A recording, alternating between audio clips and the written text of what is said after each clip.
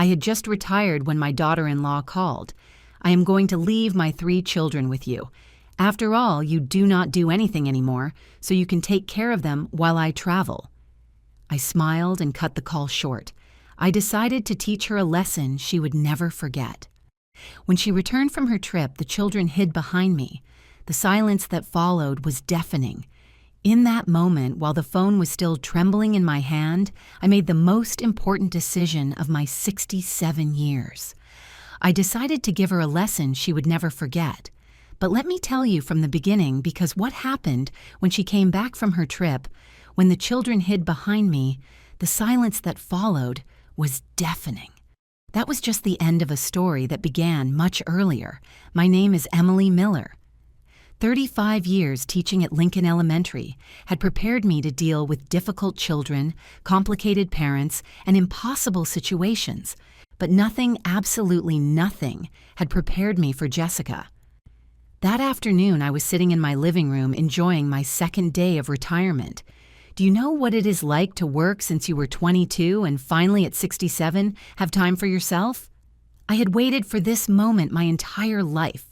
My table was full of brochures, the Grand Canyon, Yellowstone, Napa Valley, places I always dreamed of visiting but never could, because first it was raising Michael alone after his father died in that bus accident, and then it was years of sacrifice to pay for his education. The phone rang at 4 in the afternoon. I saw Jessica's name on the screen and hesitated to answer. Whenever she called, it was to ask for something. Emily, she started without even saying hello.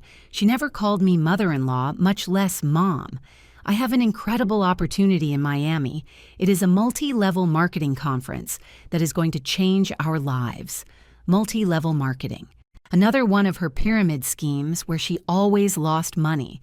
The kids cannot miss 2 weeks of school. She continued, "So I will leave them with you." "Excuse me?" My voice came out like a whisper. "Oh, do not play deaf. I told you I am going to leave Jacob, Sarah, and Noah with you. After all, you do not do anything anymore, so you can take care of them while I travel. It is perfect now that you do not work. You have all the time in the world.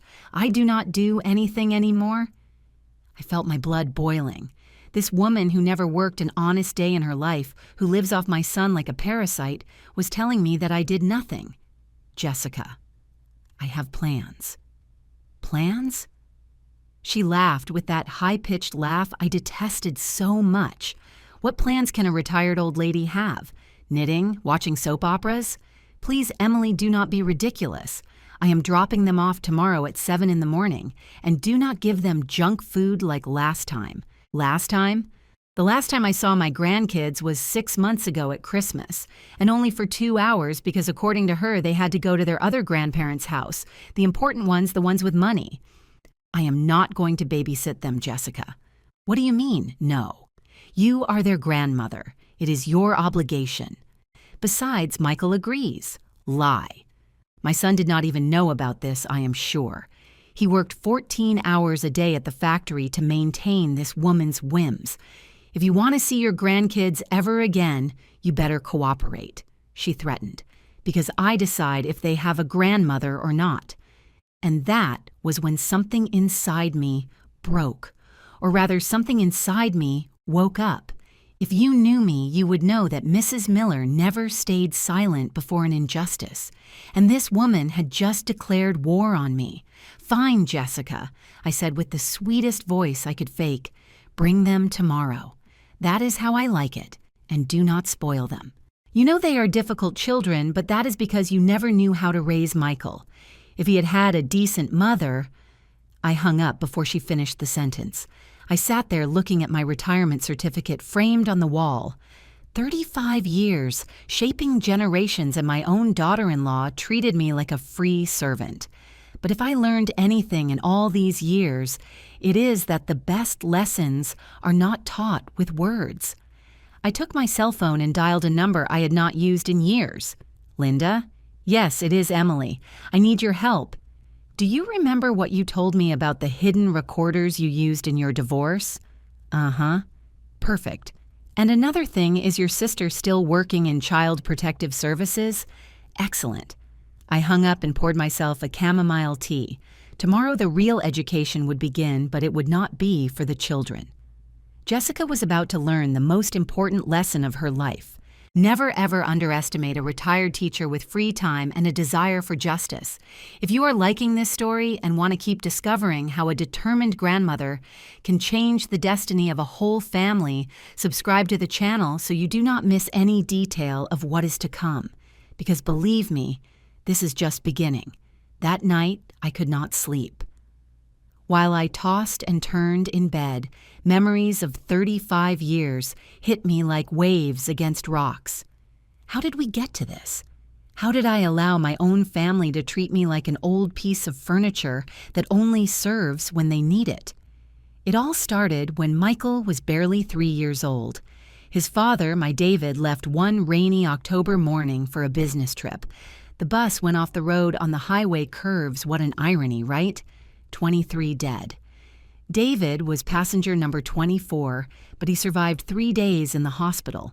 3 days in which I spent our savings of 5 years trying to save him. Take care of our son were his last words. Make him a good man. And boy did I try. I was left with $50 in the bank account, a 3-year-old boy, and a teaching degree. The first years were a hell I do not wish on anyone. I worked double shifts morning at the public school afternoons, giving private tutoring. Michael ate before me. If there was money for shoes, they were for him. If there was enough for a toy on his birthday, I pretended I was not hungry that night. My mother, God rest her soul, used to tell me, "Emily, you are going to kill yourself working like this. Find another husband, someone to provide." But I looked at my Michael with those brown eyes just like his father's, and I knew no stepfather was going to love him like I did. No strange man was going to give him the love I could give him. So I kept going alone. The sacrifices were endless. I remember one Christmas when Michael was 8. I had saved for 6 months to buy him the bicycle he wanted so much. On Christmas Eve, while he slept, I realized I did not have money for Christmas dinner. I sold my only ring that was not my wedding band, a family heirloom, for $20, just to make a proper roast dinner. Michael never knew. For him, his mother was invincible. His mother could do anything. And that is how it had to be. When he reached high school, expenses multiplied. Books, uniforms, bus fare, supplies. I continued with my double shift, but now I also sold homemade cookies on Sundays at the church. My hands look at my wrinkled hands stained with swollen joints from kneading dough at 4 in the morning. But it was all worth it when Michael got into college, industrial engineering at the State University. Pride overflowed me. My son, the son of the widow Miller, the one who grew up without a father, was going to be an engineer. It was in his 3rd year when Jessica appeared. "Mom, I want you to meet someone special," he told me one Sunday after church. There she was with her pastel pink dress, her perfect smile, her shiny black hair falling in waves over her shoulders. She looked like a porcelain doll. She hugged me with a warmth that completely disarmed me. "Oh, Mrs. Miller, Michael has told me so much about you. I admire you so much. Raising such a wonderful son alone, you are my hero. How was I not going to fall into her trap? I, who had spent 20 years without a sincere hug that was not from my son, suddenly had this pretty little girl calling me a hero. The first years were good, I am not going to lie. Jessica came to the house, helped me cook, told me about her humble family. Her father was a construction worker, her mother sold sandwiches. That is why I understand you so much, Mrs. Miller. You and I know what it is to struggle. Lies. Everything was a lie, but I was so happy to see Michael in love that I did not want to see the signs. They got married when Michael graduated. I paid for half the wedding with my retirement savings. It is an investment in my son's happiness I justified to myself. Jessica cried with emotion, or so I thought then. Now I know she cried because she expected a more luxurious wedding. The change was gradual, like poison administered in small doses. First were the subtle comments. "Oh, mother-in-law, what a pity Michael did not have a father figure. It shows in his lack of ambition. If you had saved better, Michael would have studied at a private university. Do not be offended, but your cookies are very simple. I make them with more ingredients, more gourmet. Each comment was a small stab, but I endured them. For Michael. Always for Michael. When Jacob, my first grandson, was born, I thought things would improve. I ran to the hospital with the blanket I had knitted for 9 months. Jessica looked at it and put it aside. Thanks, but we already have everything from Nordstrom. We can donate it. Nordstrom. While I kept buying my clothes at the thrift store to save for my son's future, she shopped at Nordstrom with Michael's salary. Then came Sarah and Noah. With each grandchild, I was pushed further away. Jessica had 1,000 excuses. The children needed routine. I would spoil them. My house was not safe for children. My parenting ideas were old-fashioned. You just do not understand mother-in-law, she told me once. Kids these days need early stimulation English classes, swimming, robotics. Not just meat and potatoes like Michael grew up with. Meat and potatoes? My son grew up with love, with values, with the certainty that he was loved. But Jessica had started her campaign to alienate me and Michael. Michael was too tired from working to notice. The hardest blow came 2 years ago. It was Sarah's 5th birthday. I had saved for 3 months to buy her the dollhouse she had seen at the mall. I arrived at her house with the wrapped gift and my best dress. The party was in the backyard. There was a bouncy castle clowns, even a princess show. And I was not on the guest list. Oh, mother-in-law, what a shame, Jessica said at the door without letting me in. It is just a party for school friends and their parents. You understand it is different people. We do not want you to feel uncomfortable. Uncomfortable? The birthday girl's grandmother was going to make different people uncomfortable? I saw Michael in the background playing with the kids. He did not look up. He knew I was there and did nothing. I left with my dollhouse and cried all the way home. That night, I donated it to an orphanage. At least there it would be appreciated. And now, after all this, after years of humiliation and rejection, Jessica wanted me to be her free nanny, as if all the pain she caused me could be erased with a snap of fingers when she needed me. But what Jessica did not know is that Mrs. Miller had learned much more than math and English in 35 years. I had learned child psychology. I had studied dysfunctional families. I had seen hundreds of cases of narcissistic mothers who use their children as weapons. And above all, I had learned to wait for the perfect moment to act. I looked at the clock 3 a.m. In 4 hours, Jessica would knock on my door with 3 children who barely knew me. 3 children who had been trained to see me as the poor grandmother, the boring grandmother, the grandmother who was not worth it. I smiled in the darkness. If I knew how to do anything after so many years, it was to transform children. And these 3 were about to discover who their grandmother Emily really was. At 7 o'clock sharp, the doorbell rang. It was not 7:05 or 7:10. Jessica was always punctual when it suited her. I opened the door, and there they were. 3 children with unfriendly faces and suitcases bigger than them. I do not have time to chat. Jessica did not even cross the threshold. Jacob has a dust allergy. Sarah does not eat anything green, and Noah needs his iPad to sleep. Their medicines are in the blue suitcase. I will be back in 2 weeks. And Michael? Is he not coming to say goodbye to his children? Michael is working as always. Someone has to support this family. She looked me up and down. Not everyone has the luck to retire with a government pension. My pension, $2,000 a month after 35 years of service.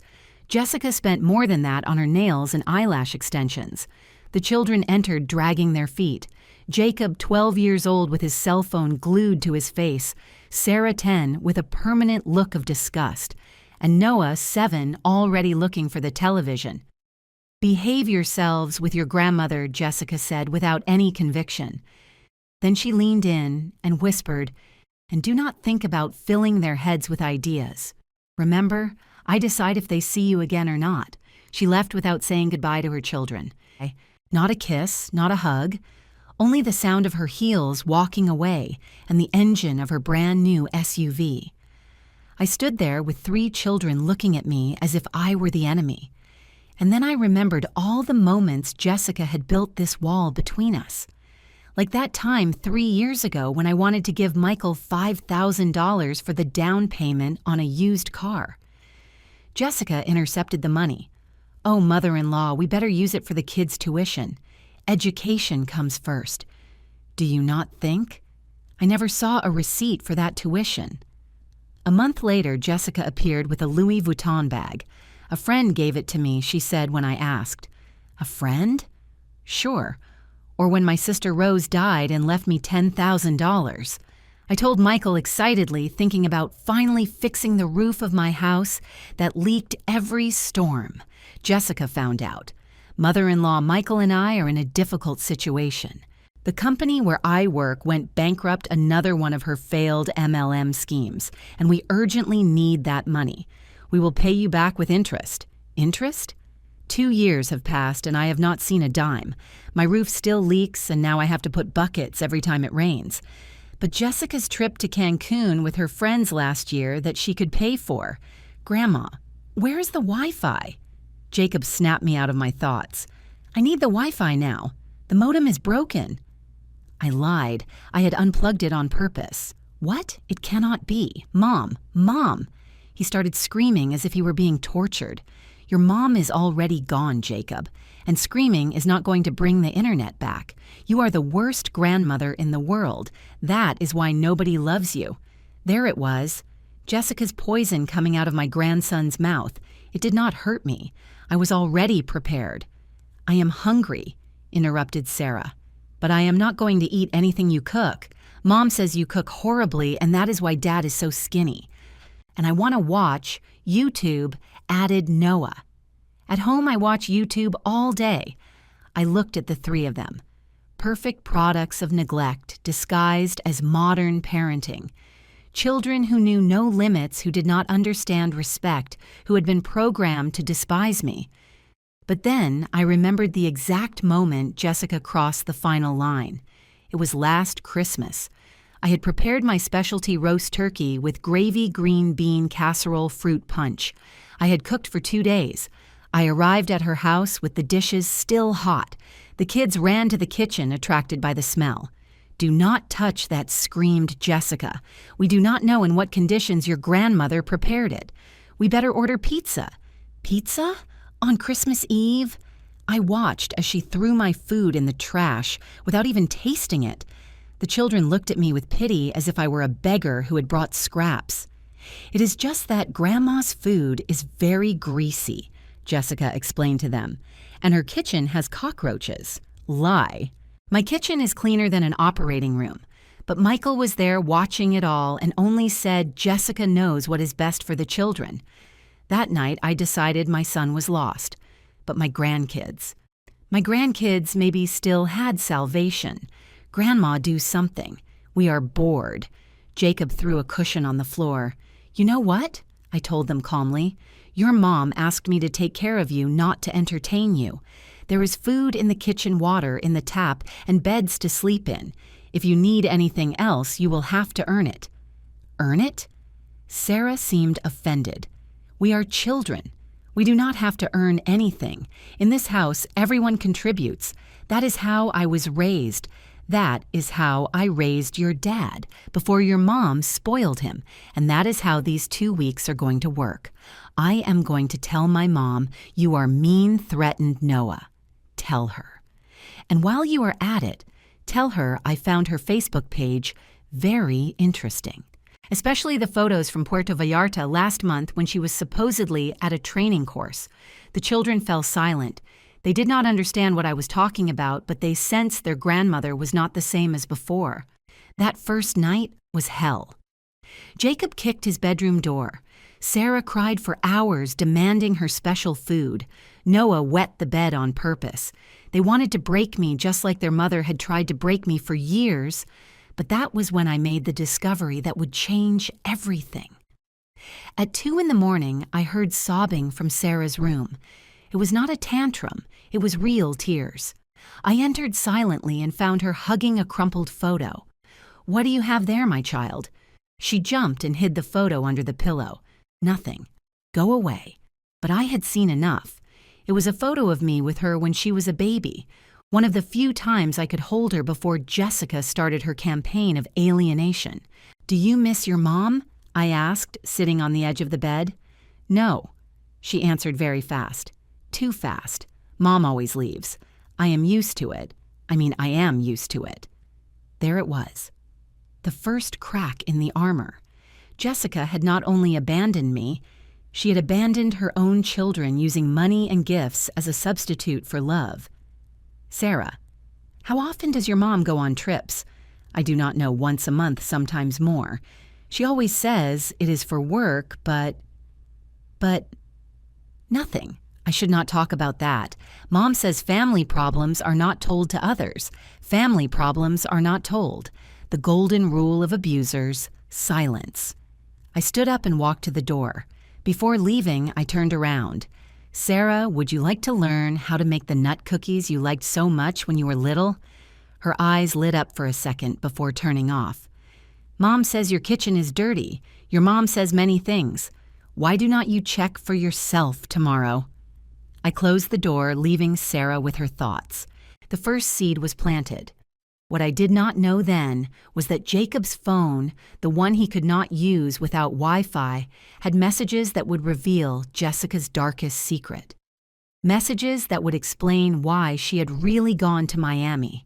And when I discovered them, I understood that I was not only saving my grandkids, I was saving my entire family from a woman who was much more dangerous than I ever imagined. The second day dawned differently. I already had my plan in motion. At 6 a.m, before the children woke up, Linda arrived with a shoebox. "Here is everything you asked for," she whispered, handing me the package.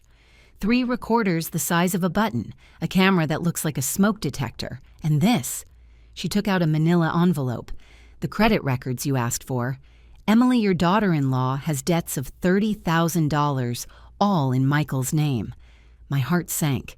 My poor son had no idea. "And your sister from Child Protective Services? She comes tomorrow at 3 like a casual routine visit. But Emily, you need concrete evidence if you want to do something legal." Evidence. That was exactly what I was going to get. When the children woke up, breakfast was on the table. Pancakes shaped like animals, fruit chopped into little stars, chocolate milk. Not the horrible food their mom had told them I made. Jacob was the first to come down, still in his wrinkled pajamas. He stopped dead when he saw the table. "What is this?" "Breakfast. Eat before it gets cold." He sat down, suspicious, took a bite, and for the first time I saw something resembling a smile. But he immediately composed himself. "It is okay. I have eaten better." Sarah and Noah came down, attracted by the smell. Noah threw himself directly at the pancakes. "They are delicious, Grandma." "Shut up, stupid," Sarah elbowed him. "We should not." She fell silent. "You should not what, Sarah?" "Nothing." After breakfast, I set my rules if you want Wi-Fi television or any privilege you have to earn it. "Jacob, your job is to wash the dishes. Sarah, make the beds. Noah, pick up the toys." "That is child exploitation," screamed Jacob. "No, my child exploitation is what I see on your mom's cell phone."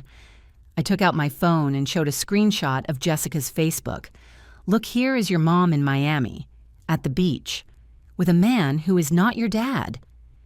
The 3 children came closer to look. In the photo, Jessica was in a bikini hugging a man who was definitely not Michael. The hashtag said, #NewLife, #FinallyFree. "That is Uncle Brad," said Noah innocently. "Mom's friend who sometimes comes when Dad works." Jacob covered his mouth quickly, but it was too late. The second piece of the puzzle had just fallen into place. "Uncle Brad," I asked casually, "how often does Uncle Brad come? We should not talk about that." Jacob looked at me with panic. "Mom said if we told about Uncle Brad, Dad would get very sad and could die of sadness." My God, the level of manipulation was worse than I thought. "Kids, your dad is not going to die of sadness. Adults do not work like that. But I need you to tell me the truth about everything. It is important." "Why?" Sarah crossed her arms. "Why do you want to know? Because I love you, and when you love someone, you protect them. And right now, you need protection." It was Noah who broke first. The youngest, the most innocent, the one who was not yet completely contaminated. "Grandma, why does Mom say you are mean if you make such yummy pancakes? I do not know, my love. What else does your mom say about me? She says you are poor and embarrassing. That is why we cannot visit you. She says your house smells bad and that you are a bitter old woman who ruined Dad's life." Every word was a stab, but I kept my composure. I discreetly installed the first recorder under the dining table. "And what do you think? Your house smells like cinnamon and coffee," said Sarah quietly. "It smells like home." That afternoon, while the children did their assigned tasks, complaining but doing them, I checked Jacob's cell phone. I had forgotten that kids these days save everything in the cloud. With a little patience, I accessed his Google account.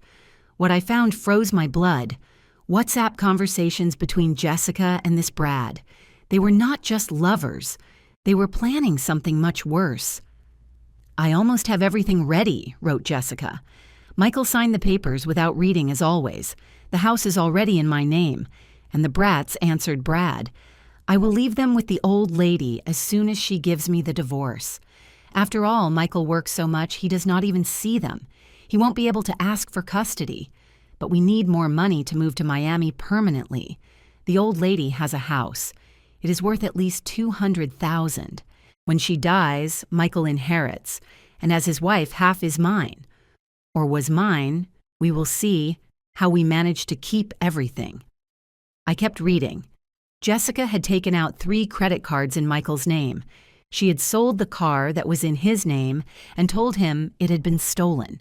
She had even tried to take out a loan using my house as collateral, but needed my signature. That is why the monthly trips. They were not for work. They were to meet Brad in different cities. They had gone to Cancun, Puerto Vallarta, Playa del Carmen, all paid with the money Michael killed himself working for. I took photos of everything, every message, every photo, every piece of evidence. My friend Linda was right. I needed to document everything. That night during dinner, I decided to test the children. "What would you like to do tomorrow?" "Go home," answered Jacob automatically. "To which house? To your dad's or Uncle Brad's?" Sarah's fork fell to the plate. "No, I do not know what you are talking about." "Sarah, my love, I know it is difficult, but I need you to tell me the truth. Does Uncle Brad live with you?" "No. Well, sometimes when Dad travels for work, he stays to take care of us." "In the guest room?" Noah let out a nervous giggle. "No, Grandma. He sleeps in Mom and Dad's room, and he does not let us enter, and they make weird noises." Jacob stood up from the table furious. "Shut up, Noah. Mom said not to say anything, and what else did your mom tell you not to say?" It was then that Sarah broke. Tears began to fall like a waterfall. That Dad is boring, that Uncle Brad is more fun, that soon we are going to have a new house with a pool, that we are not going to be poor like Dad anymore, that we are not going to end up like you, Grandma, living in an ugly old house. I hugged her. For the first time in years, my granddaughter allowed me to hug her, and she cried. She cried like the 10-year-old girl. She was not like the little robot Jessica had tried to create. Grandma whispered Jacob, and for the first time there was no hostility in his voice. "Does Dad know?" "No, my love. Your dad knows nothing. Are you going to tell him? I am going to do something better. I am going to make sure you are okay, that your dad is okay, and that your mom, well, that your mom gets exactly what she deserves." That night, after putting the kids to bed, and for the first time none protested, I called Michael. "Hi, Mom. How are the kids? Jessica told me you offered to watch them." "I offered?" The liar had twisted everything. "They are fine, son. Hey, could you come tomorrow after work? There is something about the house I need to discuss with you. Is it urgent?" Jessica asked me not to bother her on her work trip. "It is about a leak in the roof. It could affect the structure. It was not entirely a lie. There was a leak, but not in the roof." "Okay, Mom. I will arrive around 7. I hung up and looked at the calendar. 12 days left until Jessica returned. 12 days to dismantle 10 years of lies, manipulation, and psychological abuse. But now I had something I did not have before 3 children who were starting to see the truth. And the truth, as the saying goes, always comes to light. Tomorrow, the psychologist would come. Michael would see the evidence, and the house of cards Jessica had built would begin to crumble. The war was just beginning, but for the first time in years, I had all the weapons to win it. The third day began with an explosion, literally. Noah had found the fireworks I kept for New Year's and decided to light one inside the house at 5 a.m. "Grandma, the house is burning," screamed Sarah. I ran with the extinguisher that thank God I always keep in the kitchen. The firework had scorched the dining room curtain and filled everything with smoke. Noah was standing in the middle of the chaos laughing. It is fun. Like on YouTube. Fun. You could have burned the house down, Noah? So what? It is an ugly house anyway. Mom said when you die, she is going to sell it and buy us a better one. There it was, Jessica's pure poison coming out of my 7-year-old grandson's mouth. But this time, it did not hurt. It gave me fuel. You know what, Noah? You are right. It is an old house. Do you know why? Because in this house, I raised your dad alone after your grandfather died. In this house, I sewed uniforms until 3 a.m. to pay for his studies. In this ugly kitchen, I prepared 1,000 lunches with love so your dad never went to school with an empty stomach. The boy stopped laughing. And if your mom thinks she is going to keep this house, she is very wrong. Because yesterday, I changed my will. I am leaving everything to a foundation for orphan children. Children who would value having a roof. You cannot do that, screamed Jacob, who had run down. That house is our inheritance. Inheritance? You who never visit me, who despise me, who treat me like a servant, want inheritance? Mom says it is our right. I took out my cell phone and played the recording I had made the day before of their conversation at dinner. Their own voices filled the room. Dad is boring. Uncle Brad is more fun. We are not going to be poor like Dad anymore. The three stood petrified. You recorded our conversation? Sarah was pale. I recorded everything, my child, every word, every confession, because when your mom returns and tries to turn everything against me, I am going to have proof. It was then that Jacob exploded. And it was not pretty. You are a nosy old woman. That is why Dad never visits you. That is why Mom hates you. You are a bitter woman who cannot stand seeing anyone happy. He started throwing things. The vase my mother gave me, the picture frames on the shelf, my retirement diploma, all while shouting obscenities no 12-year-old boy should know. I hate you. I hate you. I hope you die. Sarah joined the chaos. She went to the kitchen and started throwing plates on the floor. If you do not give us Wi-Fi right now, we are going to destroy your whole house. Noah, not wanting to be left behind, grabbed my photo albums and started ripping the pages. Photos of my wedding, of Michael as a baby, of my parents who are no longer here, pieces of my history flying through the air like macabre confetti. I stood in the middle of the hurricane, calm, observing. The hidden camera Linda had installed was recording everything. After 20 minutes of destruction, the three were exhausted, panting among the rubble of my living room. Are you finished? I asked calmly. They looked at each other, confused by my lack of reaction. Now you are going to clean everything. Every broken piece, every destroyed photo. And while you do it, you are going to think about this. Your mom left you here because she does not want you. If she wanted you, she would not have gone with Uncle Brad to Miami. If she wanted you, she would not use you as weapons against your dad. If she wanted you, she would not teach you to hate the only person who really cares about you. You do not care about us, screamed Jacob. Oh no.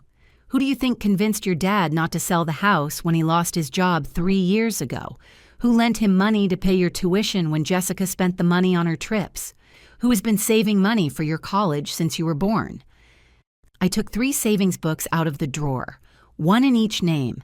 Jacob $5,000, Sarah $4,000, Noah $3,000. Every month from my $2,000 pension, I save $100 for each of you. Since I cannot see you, at least I can secure your future. But you know what? Tomorrow I am going to the bank to cancel these accounts. That money I'm going to give to children who do value other people's effort. Jacob grabbed his book with trembling hands. $5,000? For me, they were for you. Not anymore. It was Sarah who broke first. Grandma, we did not know. You did not know, or you did not want to know. It is easier to believe your mom's lies than to think for yourselves, right? At that moment, the doorbell rang. It was Laura Linda's sister from Child Protective Services. Good morning, Mrs. Miller. I am here regarding the call we received about possible child neglect. The children turned white. Come in, officer. As you can see, the children just had an episode. Laura observed the destruction, took out her camera, and started taking photos. The children did this. Mom says it is their way of expressing themselves, murmured Noah. Your mom encourages them to destroy other people's property? Mom says Grandma is old and it does not matter what she thinks, answered Sarah. Laura took notes. And where is your mom now? In Miami. On a work trip, said Jacob automatically. Work? I took out my cell phone and showed Jessica's Facebook. New photo, she and Brad toasting on a yacht. A lot of work, as you can see. Laura reviewed the photos, the conversations I had printed, the bank statements with the debts. Her expression became increasingly serious. Children, I need to speak with each of you separately. While Laura interviewed the children, I picked up the pieces of my torn photos. Each fragment was a memory, but they did not hurt anymore, because now I understood that I was not losing the past. I was recovering the future. An hour later, Laura came out of the room where she had been with Jacob. Mrs. Miller, these children are suffering severe emotional abandonment. The psychological manipulation is evident. The oldest is on the verge of depression. The girl has chronic anxiety and the little one. Well, the little one is acting out what he sees. What can I do? For now, document everything. When the father comes, I need to speak with him. And when the mother returns, well, I am going to have to open a formal investigation. After Laura left, I found the 3 children sitting on the stairs. They no longer looked like the little tyrants who had arrived. They looked like what they really were, scared and abandoned children. Are they going to take us away from our dads? Asked Noah with a trembling voice. I sat with them on the stairs. No, my love. No one is going to separate you from your dad. But things are going to change. It is going to hurt. Change always hurts. But sometimes it is necessary. Grandma Jacob would not look me in the eyes. About Uncle Brad, Dad is going to die of sadness if he finds out. No, my child. Your dad is stronger than you think, and he deserves to know the truth. We all deserve the truth. That afternoon, while they cleaned the mess they had made this time without protesting, I heard Sarah whisper to Jacob, "What if Grandma is right? What if Mom really does not love us?" "Shut up," answered Jacob, but his voice no longer had conviction. Mom has to love us. She is our mom." But even he doubted now. The armor of lies was starting to crack. That night after dinner, in silence, Noah approached me with something in his hands. It was a torn photo he had tried to stick with tape. The photo of his dad on his graduation day. "I am sorry, Grandma. I tried to fix it." I hugged him. For the first time since he arrived, my youngest grandson hugged me back. "We can fix many things, Noah. But first we have to accept that they are broken." And in a few hours, when Michael arrived, the real reconstruction would begin, stone by stone, truth by truth, until nothing remained of Jessica's castle of lies. Michael arrived at 7:15. He came directly from work with his engineer uniform stained with grease and his eyes sunken from fatigue. When I saw him at the door for a moment, I saw the 8-year-old boy crying because the other kids made fun of his patched shoes. "Hi, Mom. Where are the kids?" "Doing homework in the dining room." "Michael, sit down. We need to talk. Is it about the leak? Can I check it quickly?" "It is not the leak in the roof, son. It is the leak in your marriage." He froze.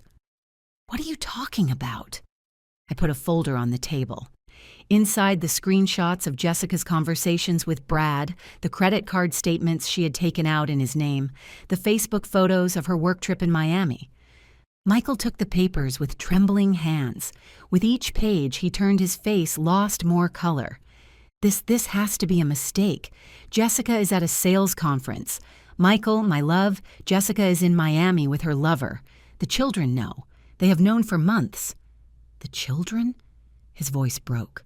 Him, Uncle Brad, who comes to watch them when you travel. The one who sleeps in your bed.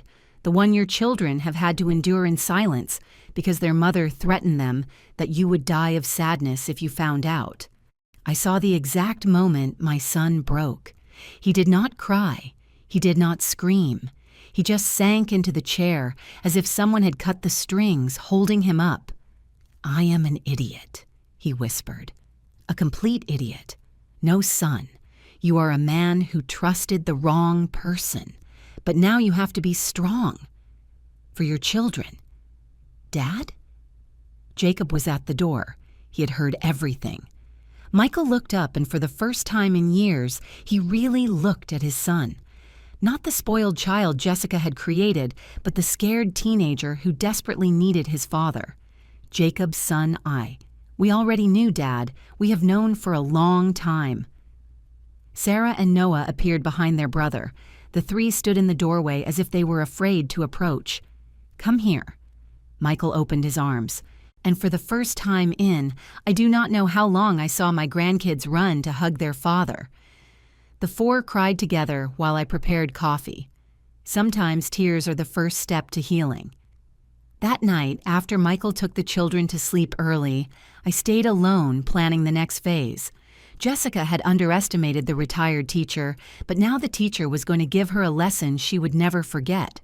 The following days were intense. Michael took vacation the first in 3 years and practically moved into my house with the children. Together, we implemented what I called Project Respect. First schedules. Up at 7, breakfast at 8, educational activities, lunch, free time, earned with good behavior dinner, and bed at 9. But at home, we sleep whenever we want. Protested Sarah the first day. "That is why you are how you are," I responded. "The brain needs routine to feel safe." Second responsibilities. Each child had tasks appropriate for their age. Jacob helped with the garden. Sarah in the kitchen, Noah organized the games. "This is exploitation," murmured Jacob while pruning the plants. "No, this is family corrected, Michael. In a family, everyone contributes. Third, real consequences. If they did not comply, no Wi-Fi. If they screamed, time out. If they broke something, they repaired it or paid with their allowance. But most importantly, family sessions with the psychologist Linda had recommended. Dr. Patricia came to the house 3 times a week. "These children have been used as pawns in a sick game," she told me after the 3rd session. "The mother has conditioned them to reject any authority that is not hers, but paradoxically, she herself is absent. It is a classic case of parental alienation combined with emotional neglect. Can it be reversed? With time, patience, and a lot of love. But yes, it can. And little by little, it started to work." On the 5th day, Sarah asked me to teach her how to make nut cookies. While we were kneading, she started talking. "Grandma, why does Mom hate you so much? She does not hate me, my child. She fears me. She fears you? Why? Because I represent everything she is not. I worked all my life, built something with my hands, raised a son with values. She wants everything easy, fast, without effort. And when someone like me exists, it reminds her that she chose the wrong path. Is Mom a bad person?" I pondered my answer. "Your mom is lost. She made wrong decisions, and now she is so deep in her lies she does not know how to get out. But that does not justify the harm she has done to you." On the 7th day, Jacob approached while I was sewing Noah's uniform. "Grandma, can I ask you something?" "Of course, my child. Why did you never defend yourself? All these years when Mom spoke badly of you, why did you never say anything? Because I thought keeping the peace was more important than being right. It was a mistake. Sometimes silence is not peace, it is complicity with abuse. Do you regret it?" "I regret not acting sooner, but I do not regret acting now." On the 8th day, something extraordinary happened. Noah, my youngest grandson, the most damaged by neglect, brought me a drawing. It was our family, Michael, the 3 kids, and me in the center. Jessica did not appear. "And your mom?" I asked softly. "Mom is traveling," he answered. "She is always traveling. But you are always here." That night, Michael and I had a conversation we should have had years ago. "Mom, I am so sorry. I failed you as a son. No, Michael, I failed you as a mother. I should have taught you to recognize the signs. I should have protected you better. How did I not see what was happening? Because love blinds us, son. And because manipulators are experts at making us doubt our own perception. What am I going to do when she returns? That is what we are preparing for. I have a plan. And boy, did I have a plan." With Linda's help, I had contacted a lawyer specializing in divorces involving parental alienation. With Laura from Child Protective Services, we had a complete file. With Dr. Patricia, we had psychological evaluations of the children. On the 9th day, the children did something that left me speechless. They organized a dinner for their dad and me. They cooked with supervision, set the table, even made a centerpiece with flowers from the garden. It is to say, "Thank you," explained Jacob, no longer a trace of the hostile boy who had arrived. "Thank you for not giving up on us." During dinner, Michael took out his cell phone. Jessica messaged me. She says she arrives in 5 days and hopes the kids are ready. Ready for what, asked Sarah. Michael looked at me. It was time to tell them, "Kids, when your mom returns, things are going to change a lot. Dad is going to ask for a divorce." I expected crying protest drama. Instead, Noah asked, "Are we going to be able to keep coming to Grandma's?" "You are going to live with me," said Michael, "and you are going to see your grandma every day if you want." "And Mom?" Jacob tried to sound indifferent, but I saw the pain in his eyes. "Your mom will have to make decisions, but whatever happens, you are going to be okay. I promise you." That night, while tucking Noah in, he told me, "Grandma, you know what? I do not miss the iPad anymore." It was a small miracle, but big changes always start with small miracles. 5 days left for Jessica's return. 5 days to finish preparing everything, because when she crossed that door, she would not find the broken children she had left, nor the submissive mother-in-law she expected to manipulate. She would find a united family, strong and ready for battle. And I, the retired old teacher, who according to her did nothing, was about to give her the most important lesson of her life. Never ever underestimate the power of true love over manipulation. The 10th day began with a revelation that changed everything. Sarah came to my room at 6 in the morning with red eyes from not sleeping. "Grandma, I need to tell you something. Something I have not told even Dad." I sat on the bed and hugged her. "What is wrong, my child?" "Mom." Mom has another cell phone, one Dad does not know about. She hides it in her makeup bag. One day I saw it by accident and... She fell silent, trembling. "And what did you see?" "Photos. Many photos. Of her with Uncle Brad. But also there were documents, papers from a bank in Miami, and something about a house she bought there." My heart stopped. "A house in Miami?" "Yes. And there was more. An email from a lawyer about custody. Mom wants to take us to live in Miami with Uncle Brad. It said something about Mexico not having an extradition treaty for civil cases or something like that. My God, Jessica not only planned to abandon Michael, she planned to steal the children and disappear. Is there anything else I should know?" Sarah hesitated, then took something out of her pajamas. It was a USB drive. I copied everything. I do not know why I did it. Maybe because deep down I knew someday someone would need to see it. I hugged her tight. My 10-year-old granddaughter had to carry this secret alone, being braver than many adults. I plugged the USB into my old computer. What we found was devastating. Not only was there evidence of the house in Miami, bought in Brad's name with money Jessica had been siphoning from the joint accounts for 2 years. There was also a detailed plan. Phase 1, convince M that I need a training trip to Miami. Phase 2, during my absence, Brad will empty the house of everything valuable. Phase 3, upon returning, I will provoke a fight with the old lady. I will make it look like she mistreated the children. Phase 4, I will use that to justify leaving with the children for their safety. Phase 5, once in Miami, there is no return. But the worst was in an audio file. It was Jessica talking to someone on the phone. I do not care if the brats cry for their dad. In 2 months they will forget. Besides, Michael is so pathetic he will not even fight. And if he does, I have edited videos where it looks like he hits Jacob. Technology works miracles, friend. Sarah was crying. Mom was going to say, "Dad hit us?" Your mom was willing to do anything to get her way, but Dad has never touched us. Never. I know, my love.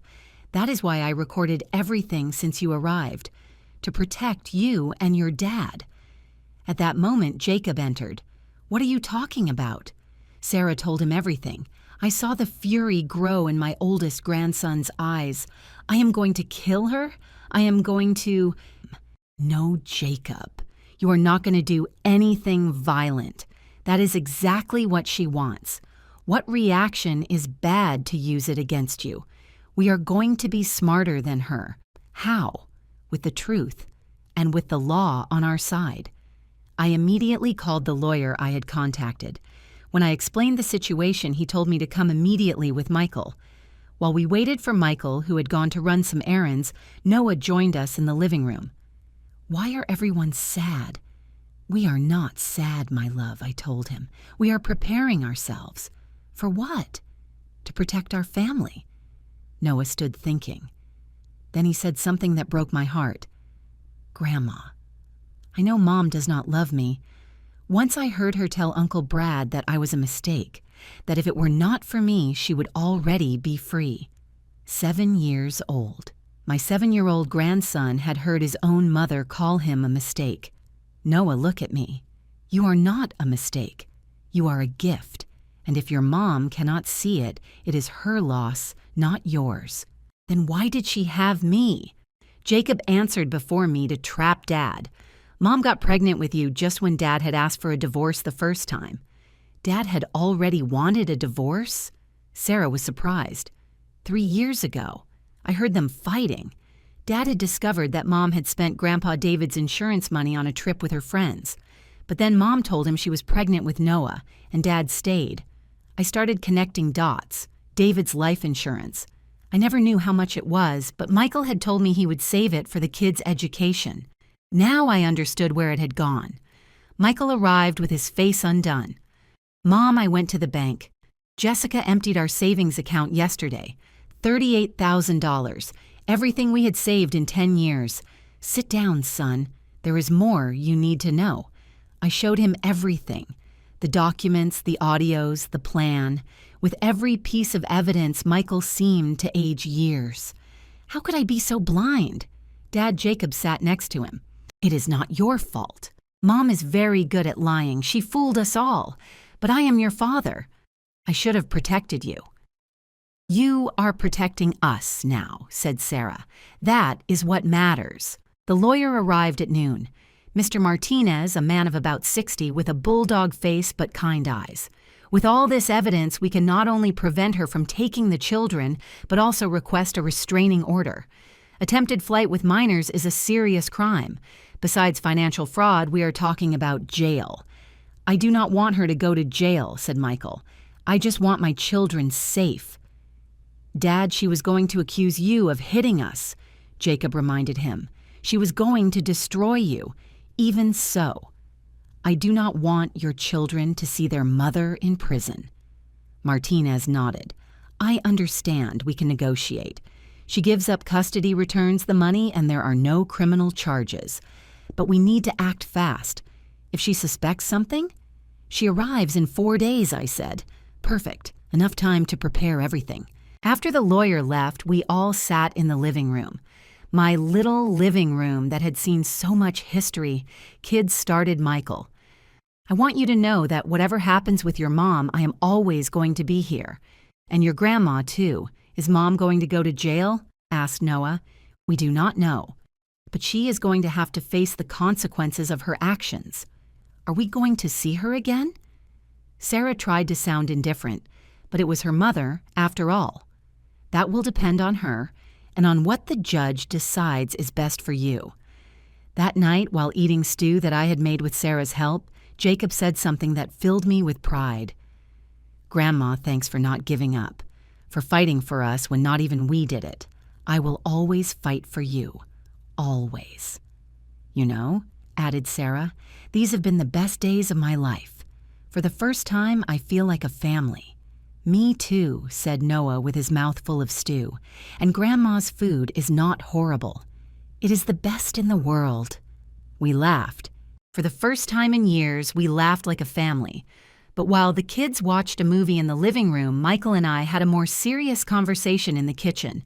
"Mom, I am scared. What if Jessica becomes violent? What if she tries to take the children by force?" "That is why we have the plan.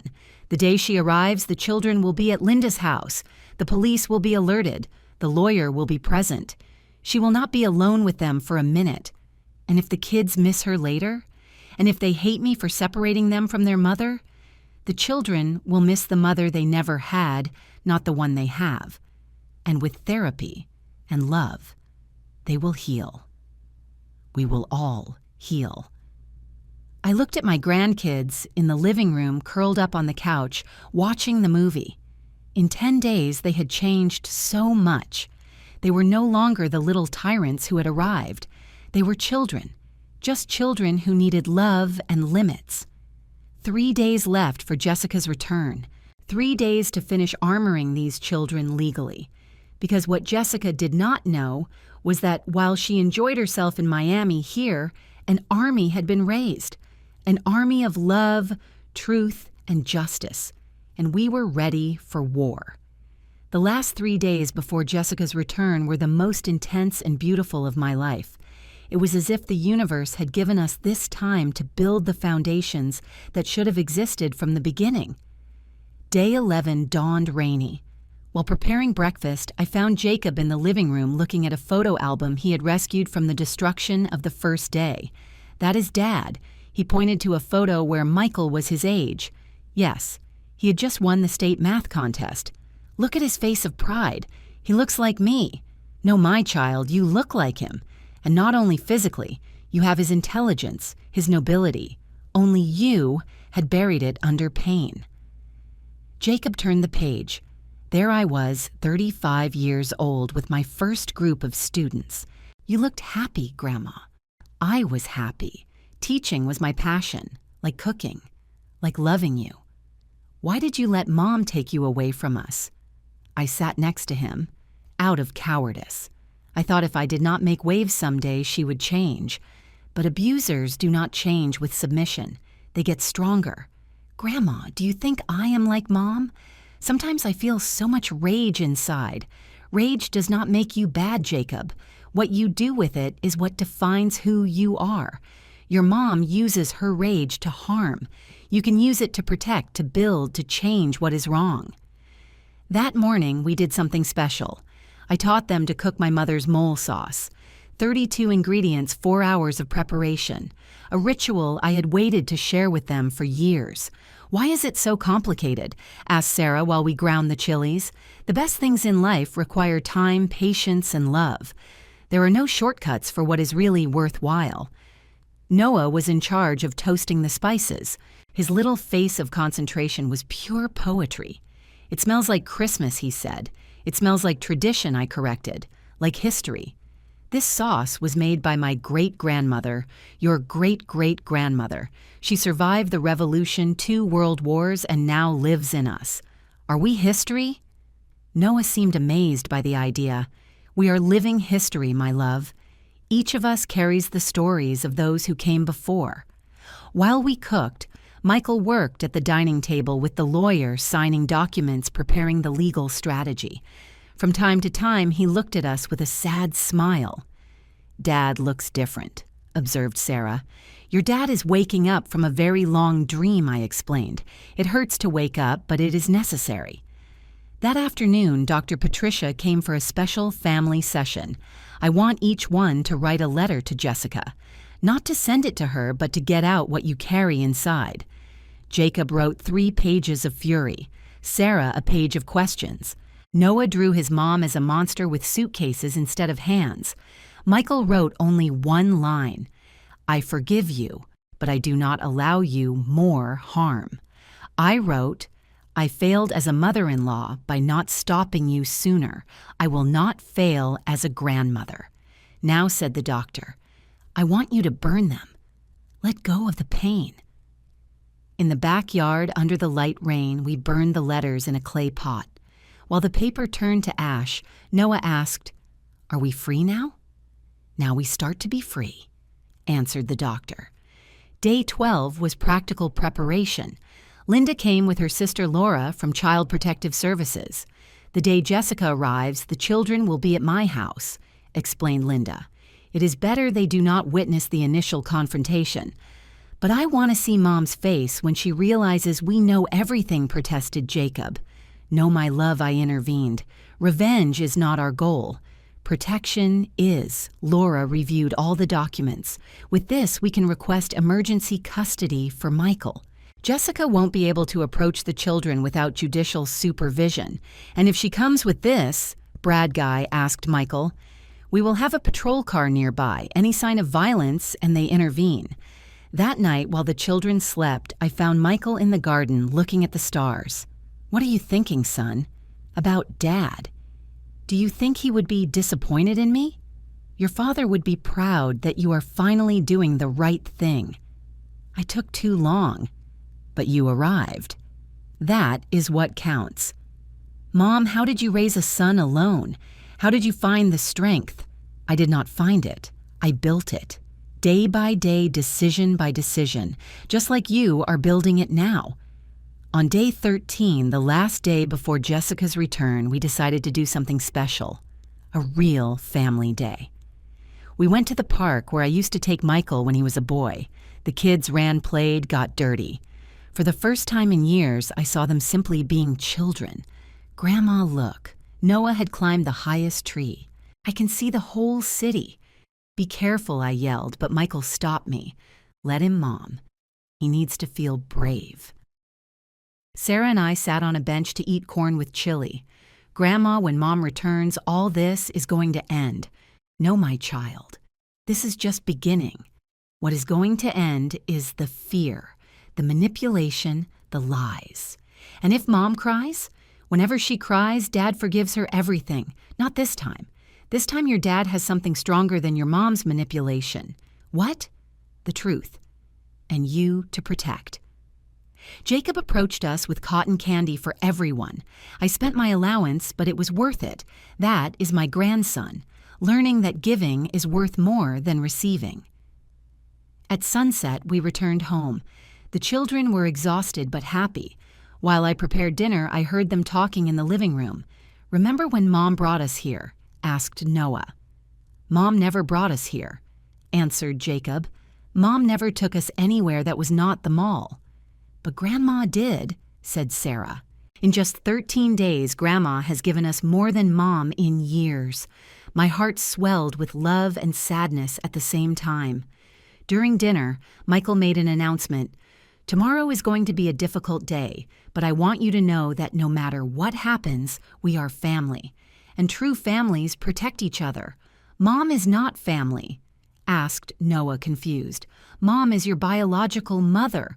But family? Family is who is here when things get difficult. Family is who loves you unconditionally. Then Grandma is more family than Mom," concluded Noah with the simple logic of children. That night, while tucking them in each one, told me something I will keep in my heart forever. Jacob said, "Grandma, thanks for not giving up on me even though I was horrible to you." Sarah said, "Grandma, I want to be like you when I grow up, strong and brave." Noah said, "Grandma, can I call you Mom Emily? I already have a mom, but I need a real mom." I could not hold back the tears. "You can call me whatever you want, my loves. I will always be your grandma who loves you." Michael and I stayed in the kitchen until late, reviewing the plan for the next day. At 10 in the morning, I take the children to Linda's house. At 11, the lawyer comes. At 11:30, the patrol will be on the corner. Jessica said she arrives at noon. and we will be ready." Before sleeping, I looked at the photos of these 13 days I had taken with my old cell phone. The transformation was impressive. From 3 broken and hostile children to 3 healing, laughing family children. Tomorrow, Jessica would return expecting to find her submissive mother-in-law and her emotionally abandoned children. Instead, she would find the consequences of her actions. She would find that true love is always stronger than manipulation. She would find that the family she had despised had become an impassable wall protecting the children she had used as weapons. And I, the retired old teacher, was ready to give the last lesson, the most important one, the definitive one. It was 11:58 in the morning. Michael and I were sitting in the living room with lawyer Martinez by our side. The documents were on the coffee table like soldiers ready for battle. My cell phone showed a message from Linda. "The children are fine, playing in the garden. They suspect nothing." At 12:03 we heard the engine of Jessica's SUV. My heart was beating so fast I was sure Michael could hear it. "Calm down, Mom," he told me, taking my hand. "She no longer has power over us." The door opened without knocking. Classic Jessica entering as if it were her house. She came tanned with a new dress that probably cost more than my monthly pension, dragging a Louis Vuitton suitcase. "Oh, it is so hot," she exclaimed, without even looking at us. "Michael, what are you doing here? You should be working." "Where are the kids? I hope you have not spoiled them, Emily. I have enough work as it is." She fell silent upon seeing the lawyer. "Who is this?" Jessica Michael stood up. His voice was firm, nothing like the exhausted man who had arrived 13 days ago. "We need to talk." "Talk about what?" "I am tired from the trip. The kids and I are going home." "The kids are not here," I said calmly, "and they are not going anywhere with you." Her face changed. The mask of sweetness cracked a little. "Excuse me?" "Michael, what does this mean?" Lawyer Martinez cleared his throat. "Mrs. Jessica, I am Mr. Martinez. I represent Mr. Michael in the divorce process and emergency custody he has initiated." "Divorce?" She let out a nervous laugh. "Michael, darling, what did your mother do to you now? You know she is old and invents things." "No, Jessica." Michael took out his cell phone and pressed play on an audio. It was her own voice. "The brats are in my way. As soon as I can, I will get rid of them." Michael is such an idiot he does not even notice. Jessica's face lost all color. That is edited. It is illegal to record someone without their consent. It is also illegal to intervene the lawyer to take out credit cards in your husband's name without his knowledge. $30,000 in debts, ma'am. I do not know what you are talking about. Michael put the statements on the table. 3 cards, Jessica. Everything documented. We also have continued evidence of the house in Miami, the one you bought with Brad using the money you stole from the savings account. I did not steal anything. It is joint money. That you emptied without your husband's consent to buy a property in your lover's name, clarified the lawyer. That is marital fraud. Jessica looked at me with pure hate. You. All this is your fault, you nosy old woman. You always wanted to separate me from Michael. No, Jessica, you separated yourself. I just documented your crimes. Crimes? Please, what are you going to do? Sue me for being unhappy in my marriage? No, said Martinez, taking out another document. For attempted international abduction of minors. We have your complete plan to take the children to Miami without paternal consent. Jessica staggered. She had to grab the back of the couch. The children are mine. I gave birth to them. Children are not property. I answered. And after 13 days with me, they made a decision. What did you do to them? Did you brainwash them? This is parental alienation. Michael laughed bitterly. Parental alienation? Seriously? The woman who told our children their grandmother was a dirty and poor old woman talks about alienation? I want to see my children. Now. No. Michael's voice was pure steel. First, we are going to establish the rules. Martinez opened his briefcase. Ma'am, you have 2 options. First, accept the divorce, give up custody, return the stolen money, and leave without making a scene. In exchange, we do not file criminal charges. And the second, we fight in court. With the evidence we have, you will not only lose the children, but you will face charges for fraud, attempted child abduction, and psychological violence. 3 to 5 years in jail." Jessica dropped onto the couch. For the first time since I met her, I saw her without a mask, and what I saw was pathetic, an empty woman who had built her life on lies. "You cannot do this to me. I have rights." "The children also have rights," I said. "Right not to be manipulated, used, emotionally abandoned. I never abandoned them." "Oh no? How many trips have you taken this year, Jessica?" 18. "We have it documented. 18 times you left your children to go with Brad. That is a lie."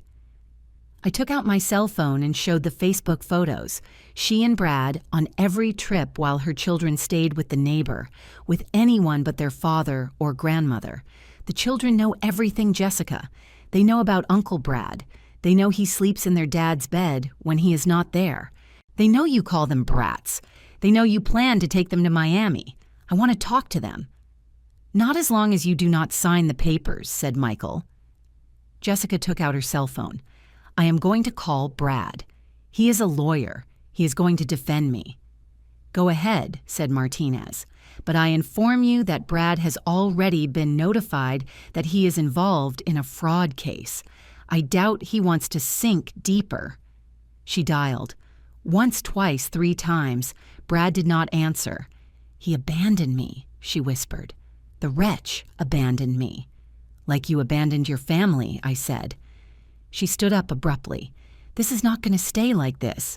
I am going to get my children back. I am going to—" "Mom?" We all turned around. In the doorway was Sarah. She had escaped from Linda's house. "My love."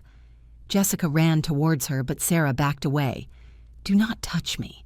"Sarah, my child, what did they do to you? What did this old woman tell you?"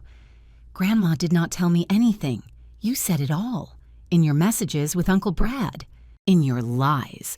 In every time you left us. I worked to give you a better life? No. You traveled with your lover while we believed we were orphans with living parents." Jacob and Noah appeared behind their sister. Linda came running behind them. "I am sorry, Emily. They escaped when I got distracted. It is okay," I said. "Maybe they needed to do this." Jessica tried to approach Jacob. "Son, my love, your little sister is confused." "No, Mom. The one who is confused is you. If you think we are going back to you, I am your mother." "A mother does not call her son a mistake," said Noah with his little voice. "I heard you. You told Uncle Brad I was a mistake." Jessica paled. "No, I did not. You are inventing. A mother does not steal her children's college money," added Jacob. "A mother does not use us as an excuse for her lies," continued Sarah. "A mother protects us," the 3 said in unison, like Grandma. The silence that followed was deafening. I could hear the tick-tock of the wall clock, the hum of the refrigerator, even Jessica's ragged breathing. "You are going to pay for this, Emily, I swear. You do not know who you are messing with. I know perfectly well who I am messing with a narcissist who confused kindness with weakness. But it is over, Jessica. Sign the papers and leave. And if I do not want to—" Michael stood up. "Then we see you in court, and believe me, with what we have, you will not only lose the children, you will lose everything." Jessica looked at her children one more time. For a moment it seemed she was going to cry. But narcissists do not cry for others, only for themselves. She grabbed the papers, signed them with fury, and threw them on the table. "I hope you are happy. You just took a mother away from these children." "No," answered Noah with a maturity improper for his 7 years. "We just gained a family." Jessica left, slamming the door. The engine of her SUV roared and drove away, taking 10 years of toxicity with it. The children ran to hug their dad. The 4 cried, hugging, while I prepared chamomile tea for everyone. "Is she gone forever?" asked Sarah. "I do not know," answered Michael honestly. But if she returns, it will be on our terms. And if she does not return? Noah's voice trembled. I sat with them on the floor, something I had not done in years. If she does not return, we will keep moving forward. Because love is not begged for my children. Love is given freely, or it is not love. Jacob looked at me. Grandma, are you okay? I am better than okay, my child. For the first time in 10 years, this family is free. That night, while we ate the tamales, we had prepared days before, Michael raised his glass of hibiscus water. To Grandma, to the woman who saved us all. To Grandma screamed the children. But I raised my glass for something else. To the truth. Because in the end, the truth always wins. And while I looked at my family, my true family gathered around my humble table, I knew all the pain had been worth it. The teacher had given her last and most important lesson. It is never too late to defend what you love. 3 weeks had passed since Jessica left slamming the door. 3 weeks of peace that were broken one Thursday afternoon when she appeared without warning, but this time, she did not come alone. I was in the garden with the children teaching them to plant tomatoes when we heard voices at the entrance. I demand to see my children. I have a court order. Michael had gone to work. We were alone. But I was no longer the same defenseless woman as before. Kids go inside the house. Now. But Grandma? Began Jacob. Now. They obeyed. From the window, 3 scared little faces watched. In the entrance were Jessica, a man I assumed was Brad, and a woman with a folder. Mrs. Miller, the woman, introduced herself. I am from Social Services. We received a report of child abuse and neglect against you. Of course. Jessica's counterattack. Perfect, I answered calmly. Come in, check whatever you want. Jessica smiled with malice. I also reported that my husband is an alcoholic and violent, and that you cover for him. Brad added, we have witnesses who will confirm everything. Witnesses? I laughed. Paid how much? The social worker, a young woman named Patricia, seemed uncomfortable. Ma'am, I need to speak with the children alone. Of course. But first, can I show you something? I took out my cell phone and played a video. It was from day 3 when the children destroyed my living room. It was clearly seen how I remained calm while they acted violently. This is what Jessica calls abuse, not responding to violence with violence. Patricia watched attentively. The children did this? Ask them. Ask them also why they did it. That proves nothing, screamed Jessica. This old woman has threatened them. At that moment, Michael arrived. He had left work early. Behind him came Lawyer Martinez, and to my surprise, Laura from Child Protective Services. Patricia Laura greeted her colleague. What are you doing here? Did we receive a report? Yes, we were notified. That is why I came. This family is under my supervision since 3 weeks ago. I have a complete file. Laura took out a thick folder. Psychological evaluations of the children therapy reports, evidence of emotional abandonment by the mother attempted international child abduction. That is false. Jessica was losing control. We also have this. Michael took out his cell phone.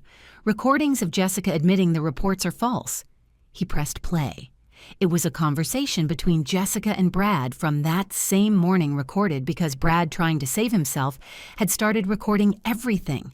It does not matter if it is true or not, said Jessica's voice. I just need CPS to believe me to get the brats back. With them in my power, Michael will give me whatever I want. Brad went pale. You told me you did not know I was recording? Imbecile. Jessica slapped him. Patricia, the social worker, was open-mouthed. Mrs. Jessica, this is very serious.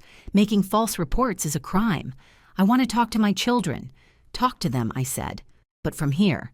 Kids, you can come out. The 3 came out holding hands. They stood 3 meters from their mother.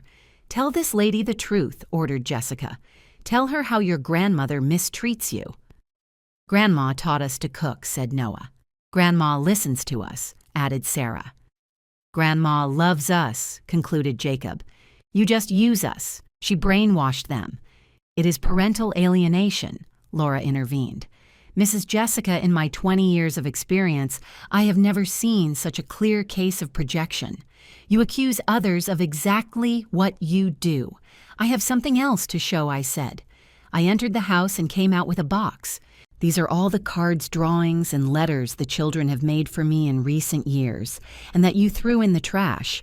I rescued them from the bin when I came to visit. Look at the dates. Patricia reviewed the content. There were dozens of expressions of childhood love discarded. For my grandma, whom I cannot see, read a letter from Sarah from 2 years ago. I miss you, but Mom says you are busy, period. There is also this: Michael took out an envelope. The results from the private detective I hired. Jessica has been living a double life. Not only with Brad, she has profiles on 3 dating apps, all active. Brad exploded. What? You told me I was the only one. Shut up, idiot, Jessica was cornered. Patricia closed her folder. I have seen enough. Not only is there no evidence of abuse by Mrs. Miller or Mr. Michael, but there is clear evidence of manipulation and false reports by Mrs. Jessica. Furthermore, added Laura, I am going to recommend that the mother's visits be supervised and that the children continue in therapy. You cannot do this. Yes, we can, said Martinez. And there is more. Mrs. Jessica, you are being sued for fraud. The banks have already been notified of the fraudulent credit cards. Jessica looked at me with a hate that could melt steel. You. All this is your fault. No, Jessica. I just brought to light what you did in the dark. It was then that Brad spoke. I am leaving. Jessica, you lose. I am not going down with you. You cannot leave me. You promised we would be together. You promised you were rich, that the Miami house was yours. It was all a lie. Brad left, leaving Jessica alone in the garden. For the first time, I saw her as she really was, an empty woman who had bet everything on lies and lost. You have 5 minutes to leave, said Michael, or I call the police. Jessica approached the children one last time. Someday you will understand what you did to me, and you will regret it. No, answered Jacob with surprising maturity. Someday maybe you will understand what you did to us, and I hope you regret it. Jessica left. This time she did not slam the door. She left defeated, empty, alone. That night, while we had dinner, Sarah asked, Do you think Mom will change someday? I do not know, my love, answered Michael. But that is no longer our problem. Do you hate her? Asked Noah. I thought well before answering. I do not hate her. I pity her. Imagine living your whole life without being able to love truly, without knowing real happiness. That is her prison, one she built herself. 6 months later, it was Saturday morning, and my house was full of laughter. Not only my grandkids, but 6 other neighborhood children. My living room, the same one that was once destroyed in a fit of rage, was now a small art workshop. Grandma Emily, look at my painting. A 5-year-old girl showed me her work, a smiling sun over a house. After the scandal with Jessica, the story became known in the neighborhood. But instead of negative gossip, I received support. And when I mentioned I miss teaching moms, started asking if I would give private lessons. Now I had Emily's Art Cottage, painting crafts and traditional cooking classes for children. I charged fairly $20 per class, but the real pay was seeing those happy faces. Mom Michael entered with coffee and cookies for everyone. He had changed so much. The exhausted and defeated man now smiled, had gained weight healthily, and his eyes shone. How is the class going? Perfect. Like everything lately. The divorce had been finalized 3 months ago. Jessica did not fight anymore, especially after the banks sued her and she had to declare bankruptcy. The last news we heard was from Sarah, who saw her on Facebook working as a caregiver for the elderly in another state. The irony is delicious, Jacob had commented when we found out. Now she has to take care of old people for minimum wage. Do not mock, I scolded them. Honest work dignifies. Maybe that will help her find herself. The children had blossomed. Jacob was on the honor roll, Sarah had joined the volleyball team, and Noah had discovered a natural talent for music. My old piano finally had someone to play it. Grandma Noah approached me during the class break. "Can I ask you something?"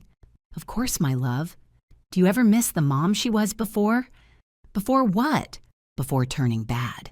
I sat with him in the garden, the same one where everything had exploded months ago. "Noah, your mom did not turn bad. She always had that seed inside. What happens is that some people choose to water the wrong seeds. She chose to water greed, lies, selfishness. And what seeds do we have? You have the seeds of love, honesty, bravery. And every day you spend here with your dad with me, those seeds grow stronger." That afternoon, after all the children left, my family stayed for the Saturday dinner that was now tradition. Michael cooked. He had discovered he had talent. The kids set the table, and I enjoyed watching them. "I have news," announced Michael during dessert. "I got promoted. Production manager. With the raise, I can pay all the debts Jessica left in a year." "Dad, that is incredible," shouted Sarah. "And there is more." I was thinking, Mom, what if we expand your little school? We could build a proper studio in the garden. "Michael, is that not necessary?" "Yes, it is. You saved my life, Mom, mine and my children's. It is the least I can do." Jacob stood up. "I have something to say, too. I wrote a letter for the school writing contest. It is about Grandma." He cleared his throat and read, "My hero does not wear a cape nor fly. My hero is 67 years old, has wrinkled hands from working so much, and the biggest heart in the world. My hero is my grandmother, who taught me that true love is not bought with expensive gifts or luxury trips. It is built with patience, with limits, with presence. My grandmother saved me from becoming a monster. She taught me that family is not just blood, it is choice. And I choose my grandmother today and always." I could not hold back the tears. Michael neither. Even Sarah, who pretended to be strong, cried. "I also wrote something," said Sarah, "but it is a poem. Once there was a lost girl in a world of humid lies. A grandmother arrived with true love and showed her a sincere path. Now the girl is no longer lost because she found love in the beloved grandmother. Noah did not want to be left behind. I did not write anything, but I made you this." He took out a drawing. It was all of us in front of the house holding hands. Above, he had written with his child handwriting, "My real family." That night, after everyone went to sleep, Michael and the kids stayed on weekends, I went out to the garden. The full moon illuminated my tomato plants that were already starting to bear fruit. I thought of David, my husband. I did it, my love. I raised our son. And now I am raising our grandkids. Not how we imagined, but I am doing it. I thought of Jessica alone somewhere taking care of elderly people for crumbs.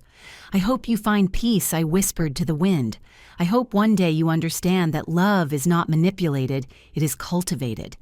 And I thought of myself, the retired teacher who did nothing anymore. I smiled. I had never done so much. I had never been so useful. I had never been so happy. The following Monday, while preparing the next art class, I received an unexpected call. "Mrs. Miller? This is the principal of Lincoln Elementary. We heard about your little art school. We were wondering if you would be interested in giving workshops here, too. Paid? Of course. Life was giving me back everything I had sown with interest. But the best reward came a month later. It was Mother's Day. I did not expect anything. I had never been much celebrated on that date. That morning, the children woke me up with breakfast in bed. "Happy Mother's Day, Mom Emily," they shouted. "But I am your grandmother." "You are more than that," said Michael from the door. "You are the mother we all needed." They handed me an envelope. Inside were legal papers. "What is this?" "The children want you to be their legal guardian, too," explained Michael. "In case something happens to me, they want to make sure they stay with you, not with Jessica." "It was our idea," clarified Jacob with pride. I cried. I cried like I had not cried since David died. But these were tears of pure joy. While we ate breakfast all together on my bed, which almost broke from the weight, Noah asked Grandma, "Are you happy?" I looked around. My recovered son, my healing grandkids, my house full of life and purpose. I am more than happy, my love. I am complete. And it was true, because in the end, it was not Jessica who lost. It was us who won. We won freedom. We won peace. We won true love. The teacher had given her last lesson, but the learning would continue forever. Because that is family, a classroom where we never stop learning to love. If this story touched your heart, if it reminded you that it is never too late to defend what you love, if it inspired you to set healthy boundaries, share it. Leave your comment telling us where you are reading from. Sometimes grandmothers who seem to do nothing are the ones holding the whole world together. And remember, respect is not begged, for it is earned. And when someone does not offer it, it is time to demand it. Subscribe for more real-life stories where true love always finds a way to win.